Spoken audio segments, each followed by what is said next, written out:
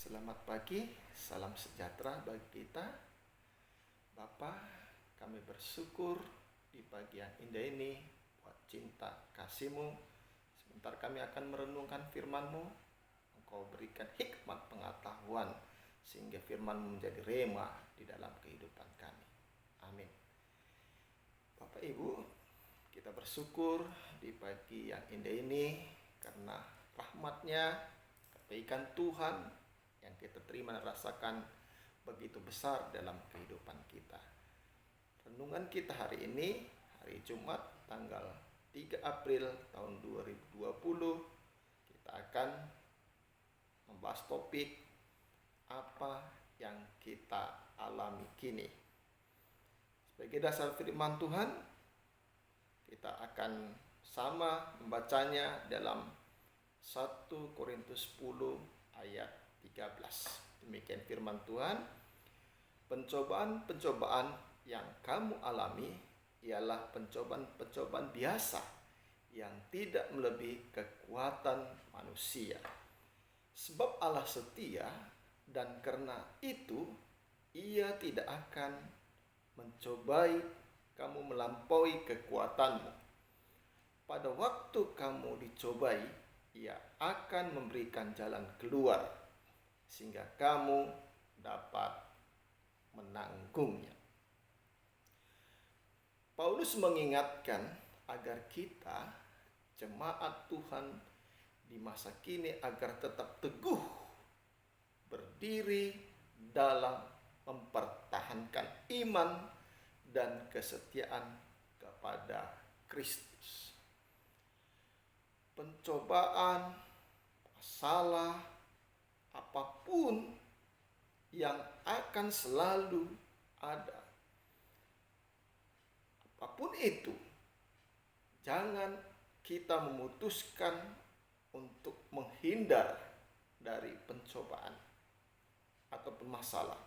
Tetapi lihatlah bahwa pencobaan, masalah, apapun itu yang Tuhan izinkan terjadi dan kita alami tidaklah dapat melebihi kekuatan yang Tuhan anugerahkan dalam hidup kita. Mengalami pencobaan ataupun masalah berat dan sukar bukanlah suatu dosa. Yesus sendiri mengalami pencobaan tetapi Ia tidak berbuat dosa. Jadi mengalami pencobaan, masalah, bahkan sakit, penyakit bukanlah dosa. Tetapi kalau kita jatuh dan menyerah kepada pencobaan, menjadikan seseorang berdosa. Janganlah kita berkata pencobaan atau masalah atau sakit penyakit ini datangnya dari Allah. Allah tidak pernah memberikan sakit penyakit kepada kita.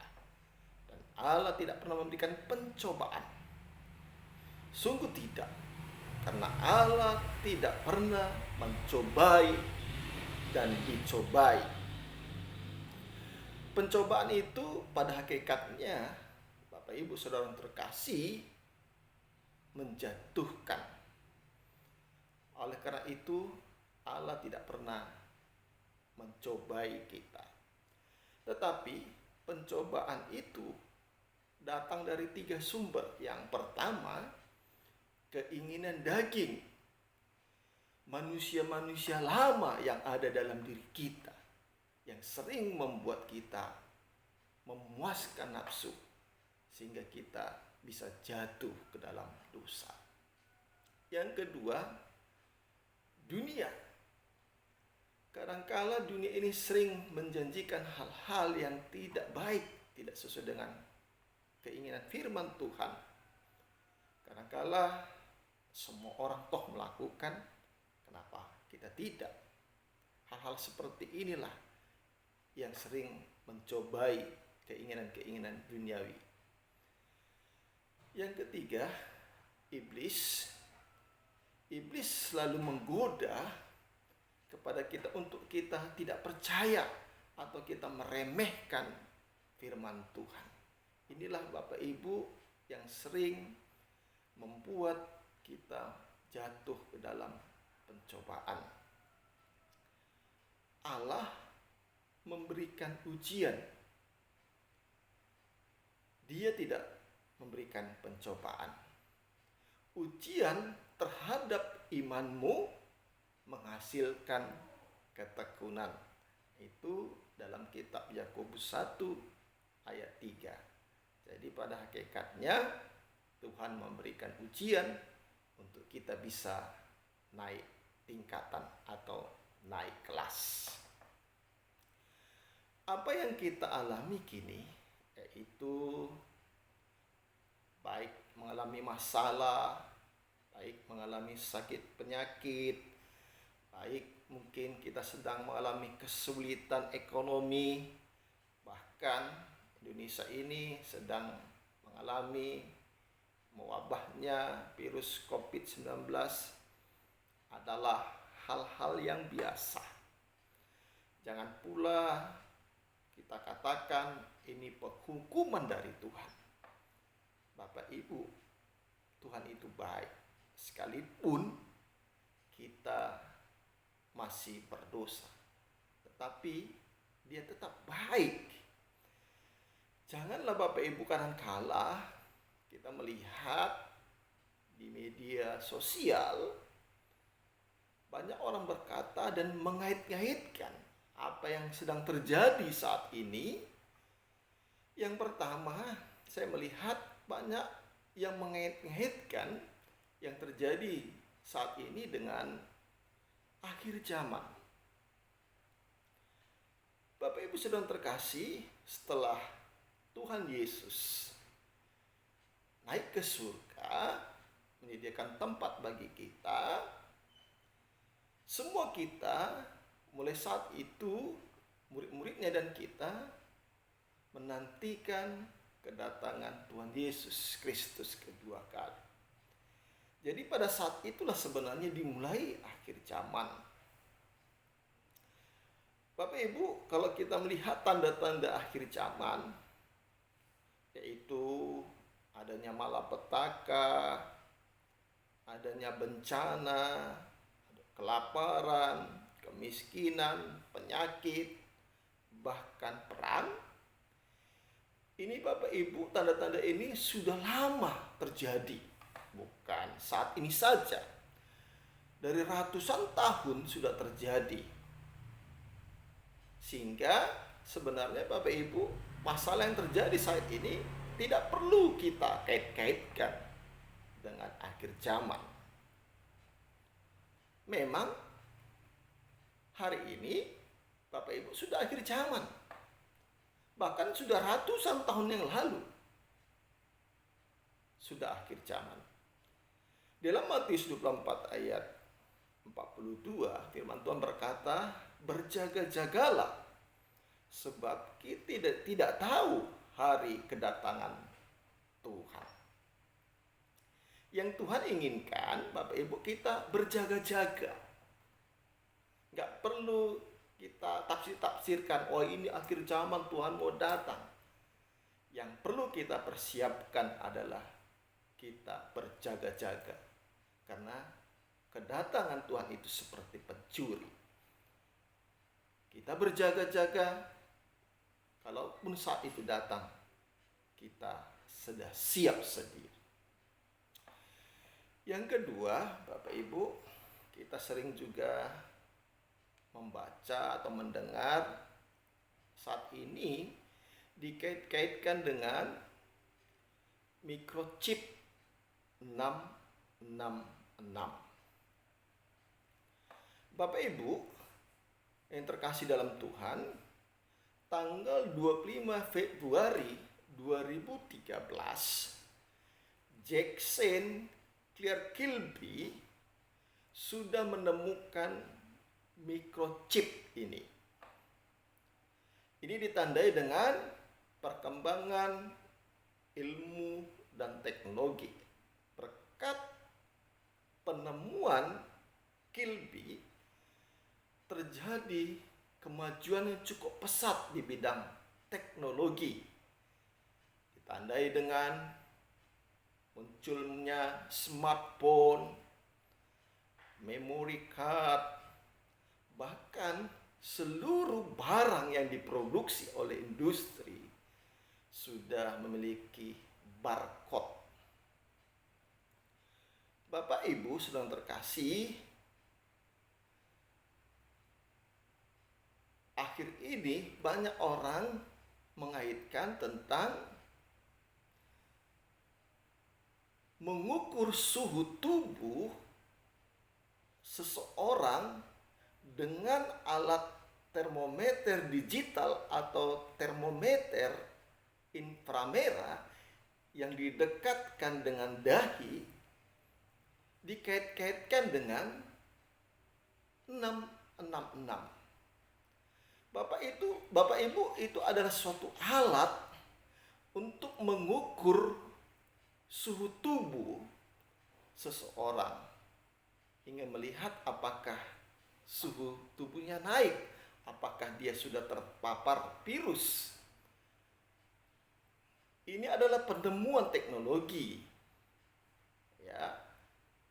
Ya kan lucu Bapak Ibu, kalau termometer itu dilengketkan di ketiak orang dan waktunya lama sehingga memakan waktu.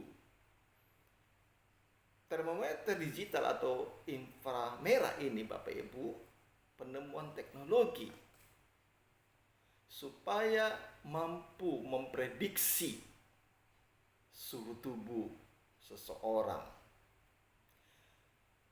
Ke depan microchip ini sudah dilengkapi memang dengan RFID. Kepanjangannya Bapak Ibu adalah Radio Frequency Identification. Dan RFID ini sudah diuji coba ke manusia di Inggris Bapak Ibu. Itulah kemajuan teknologi, dan kemungkinan ke depan memang RFID ini digunakan untuk pembayaran non tunai. Jadi Bapak Ibu, itu semua kemajuan teknologi. Dan kalau kita kaitkan dengan 666, ya masih jauh Bapak Ibu. Kemungkinan masih jauh, dan kemungkinan bisa juga itu terjadi. Tetapi yang Tuhan inginkan kepada kita, berjaga-jaga supaya kita siap pada saat itu datang. Apa yang harus kita lakukan dengan keadaan semua ini? Yang pertama, kita harus yakin Allah tetap mengontrol hidup kita. Saat semua itu terjadi, saat musibah, cobaan, mungkin saat antikris, Tuhan pasti akan menguatkan kita dan memampukan kita menghadapi itu.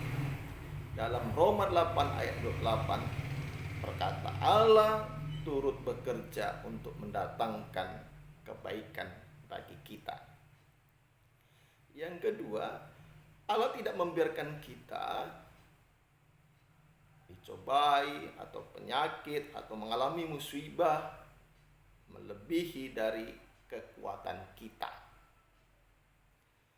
Dalam 1 Korintus 10 ayat 13 yang kita renungkan saat hari ini. Oleh karena itu kita perlu setiap saat mengenakan senjata rohani yang Allah sediakan bagi kita setiap saat. Dalam Efesus 6 ayat 10 sampai 18. Senjata-senjata rohani yang Allah berikan inilah yang membuat kita mampu menangkis segala sesuatu yang akan kita hadapi. Yang ketiga, kita harus bergaul karib dengan Tuhan. Dengan kita bergaul karib, membaca, merenungkan, melakukan, dan membagi-bagikan firman Tuhan, kita mampu mematikan keinginan-keinginan daging, mematikan keinginan duniawi, dan dapat mengalahkan kuasa-kuasa kegelapan, bahkan kuasa iblis. Yang keempat, pusatkan hidup kita kepada Kristus. Maka ia akan memberikan kemenangan, memberikan kekuatan kalau kita memusatkan hidup kita bagi Kristus. Demikianlah Bapak Ibu renungan kita di pagi hari ini. Sebelum kita tutup, kita akan mengangkat pujian Apa yang kau alami kini. Apa yang kau alami kini mungkin tak dapat engkau mengerti. Satu hal tanamkan di hati, indah semua yang Tuhan beri. Tuhanmu tak akan memberi ular beracun pada yang minta roti. Cobaan yang engkau alami tak melebihi kekuatanmu. Tangan Tuhan sedang merendah suatu karya yang agung mulia. Saatnya kan tiba nanti, kau lihat pelangi kasih-Nya. Terima kasih Tuhan buat pagi hari ini. Engkau mampukan kami menghadapi apapun yang terjadi dalam kehidupan kami. Bersama-Mu Tuhan, kami pasti